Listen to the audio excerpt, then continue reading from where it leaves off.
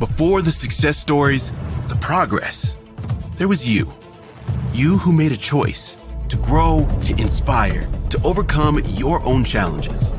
At NASM, we're in service of your limitless potential because when you keep growing, we all get stronger, and we'll never stop making your journey our mission. Join the fitness leader. Become a fitness leader. Become a certified personal trainer.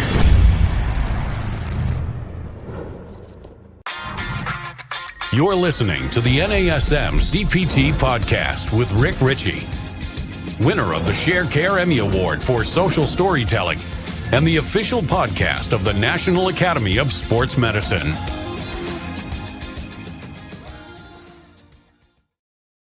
Hey y'all, and welcome to the NASM-CPT Podcast. My name is Richey, and today we're going to talk about an introduction to program design. Program design is, if anything, I would say it's kind of NASM's thing. And the reason I say that is because the NASM-OPT model is a program design model, but we need to understand what it is, how it's used. And this isn't really about the model. This is more about program design. And then later on, you can be like, okay, now let's start plugging in the model. But an introduction to program design is just understanding that there's an organizational structure of exercise with appropriate volume and intensity that helps you get specific fitness and performance-based outcomes. And so you'll look at this as like an iceberg effect. That kind of the part that you see in the iceberg, that's the endurance or the athletic performance. It's the power output, the speed, agility, and quickness. It's the strength, it's the hypertrophy, it's the stuff you see. But underneath all of that are the practices that go into it. That shows the mobility and the stability. It shows the proper movement mechanics, the functional movement patterns that your body is able to go into. And based off of all of this, then we look at developing what it is you're looking to see with what it is that it's based upon. And we put together a training plan. And the training plan is the specific the outcome or the outline that's created by the fitness professional. And it's going to detail everything from the form of training, the length of time, the challenges that you're going to experience, the specific exercises to be performed. All of that's going to line up in your training plan. Now, your training plan has to be programmed. And that's what we look at program design. So let's look at some program design fundamentals. And here we are with the first fundamental of program design, and that is periodization. Periodization is the macro management or planned manipulation of training variables in an organized fashion to improve performance over time. And it's going to be divided into some distinct periods of time. There's what we call the macro cycle, and a macro cycle is just the annual training plan. And I like to start with this, even showing my clients, this is what our year is going to look like. And they go, well, listen, I just bought 10 sessions. And you say, that's all right. I don't mind that you just bought 10 sessions. What I like is that if you keep doing these 10 sessions over time, this is where I'd like to see us be. And whether or not you continue to train with me, these are annual plans of outcomes that I like to put on paper. And if you don't continue to train with me, it's fine. I'm just showing you where we can be over the course of a year, what I'd like to see. And you say, okay, well, then let's move then from the macro cycle, from that grand scheme over a year, and let's go to a mesocycle, that intermediate training plan. And that's usually considered to be a monthly training plan. And in that monthly plan, you're going to have it made up of a lot of microcycles. And those microcycles are going to be weekly or maybe daily. Here's what my day looks like, or here's my week. And so when I go through with people, I can say, look, here's our weekly plan. That's our microcycle. Here is our mesocycle. So I'm going to do this weekly to this point. Once we create that over the course of a month, then we switch it. And so we have different weekly programs, different monthly programs, and then we have an annual program. We have a micro, meso, and macro cycle. And that's objective one, dividing into distinct programs. Objective number two is taking the training from different forms of strength in each period or phase to control training volume to prevent injury.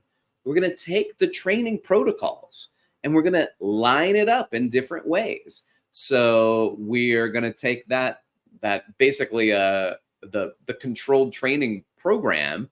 We're going to minimize and ideally prevent injuries. And doing that type of different formula allows our monthlies, our weekly, our annual to be periodized in a way to limit the amount of overtraining that would take place that could potentially lead to injury. So here we go.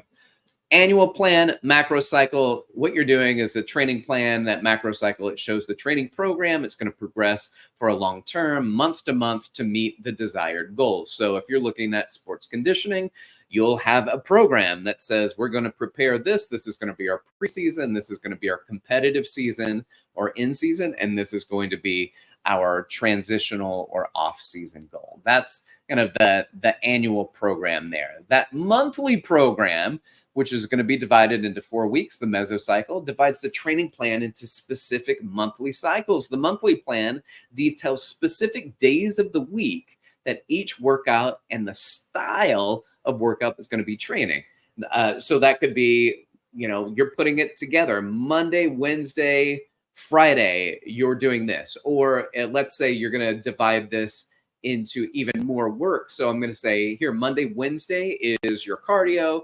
Your Tuesday, Thursday are your resistance training days. And on Friday, if we're doing 5 days a week, or you're doing 5 days a week, you're going to focus on speed, agility, and quickness. Now, some of that you're going to do with me, maybe the resistance training, which means the cardio, you're given this, the SAQ, you're doing this. And if you're working with me as a coach, a strength and conditioning coach, all 5 of those days are going to be present because I'm working in the capacity of a strength and conditioning coach, and you are a student athlete or a paid athlete. You're coming in, you're showing up to work, and we're going through this monthly cycle. But then you look at it and say, okay, well, here's my day-to-day. Here's my microcycle, a weekly plan that's going to detail the specific workouts, cardio, resistance, SAQ, take a couple of days off, and then we program that. You're going to have typically 7 days that you're programming out, and you're going to even program the days that are off. Now, when it comes to doing program design, you've got the option to do what's called linear or undulating periodization.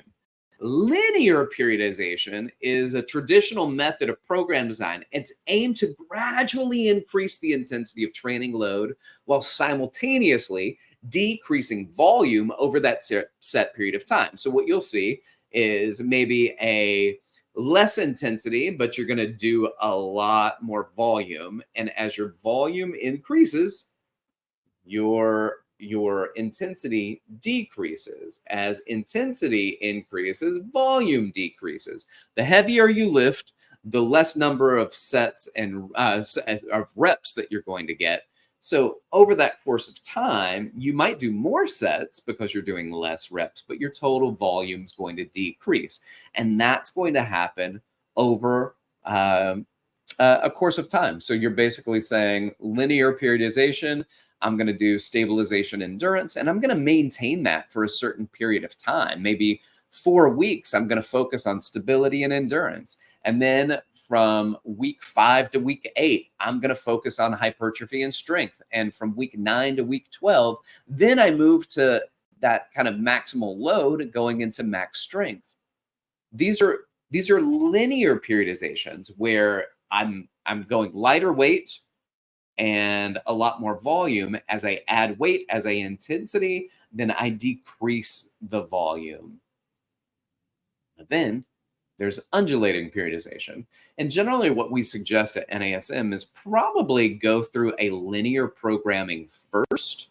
And linear programming allows you to build endurance. It allows you to focus on form with lighter weights. It allows you to get used to doing things in a particular technique at a lighter weight, higher repetitions, practicing that movement over and over again. It allows your soft tissues to get used to adding in weight. And then over the course of 4 weeks, we add more weight. Over the course of a few more weeks, we add more weight. And then I love undulating periodization.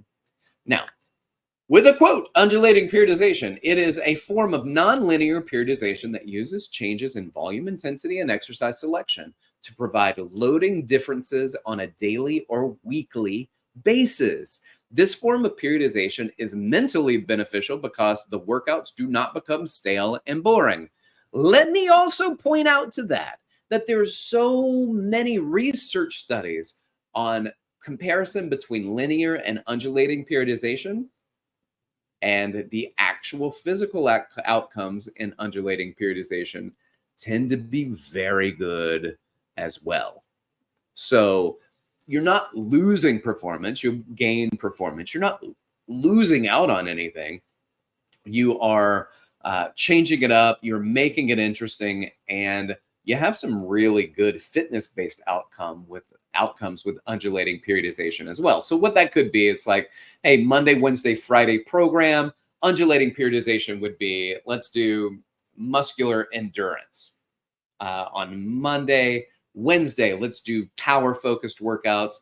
And on Friday, let's do hypertrophy-based workouts. And you tend to get some really good outcomes from those.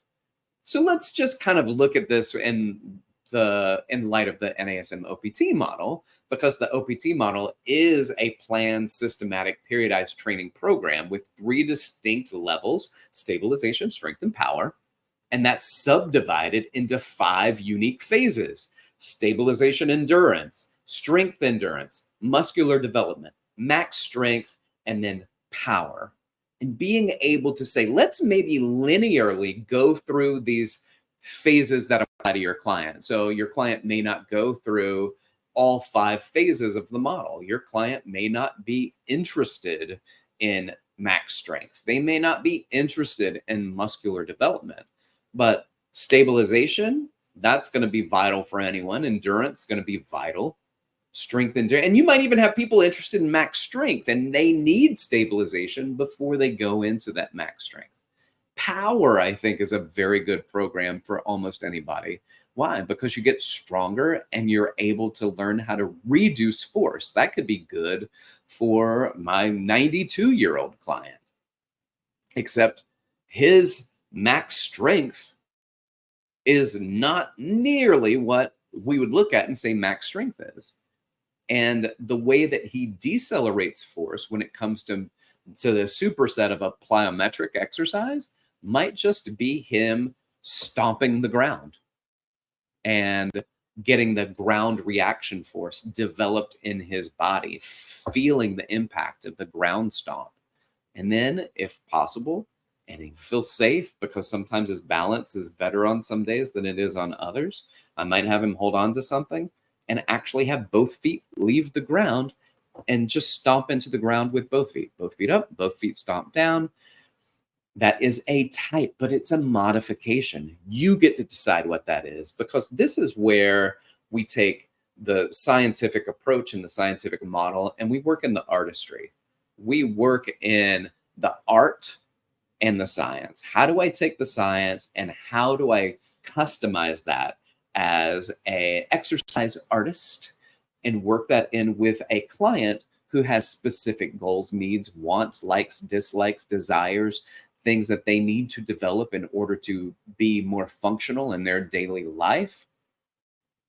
How do I put that together with the science? Because I don't see the OPT model for 92-year-olds.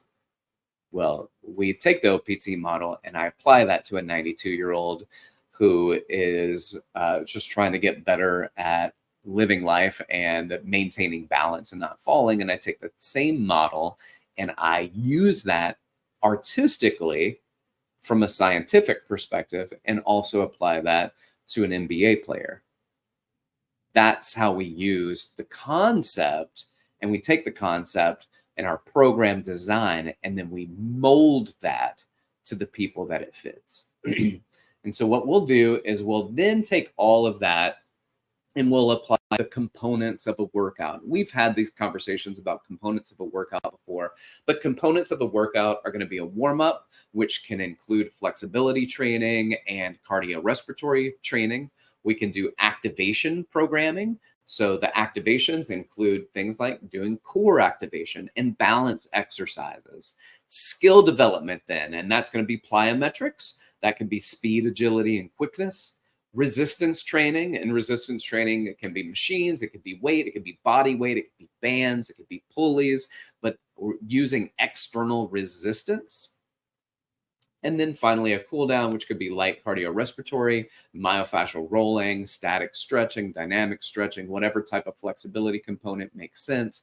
Our mobility drills that go in through our warm-ups and even our cool downs. And that is how we just kind of take the introduction to program design and put it together. Now, there are a lot of things that we can go into. We can go deep, dive deep into the NASM OPT model, dive deep into different ways of making application. But this is an introduction to what program design looks like, going back to how do we put it together? Do we do, we put together our macro cycle, our mesocycle, our microcycle. We put together our program design as far as linear and undulating periodization. We start incorporating the components of a workout, all the pieces that go into each workout, and plan that out and see what that looks like. And then we deliver it to our clients to help them reach their goals. Thanks for listening. I appreciate it. Like, subscribe, share with your fitness friends and family. Go on and leave a 5-star review, and not just a review when it comes to the stars, but write it out, like type some things and give us that feedback. Let other people see that feedback. It means a lot to us, and it will mean a lot to people who are looking to find a podcast as a fitness professional that may help them. So provide that feedback too. Reach out to me, hit me up on Instagram at dr.rickrichey, or you can email me, rick.richey@nasm.org. Keep inspiring people to fitness. Thanks for listening. This has been the NASM CPT Podcast.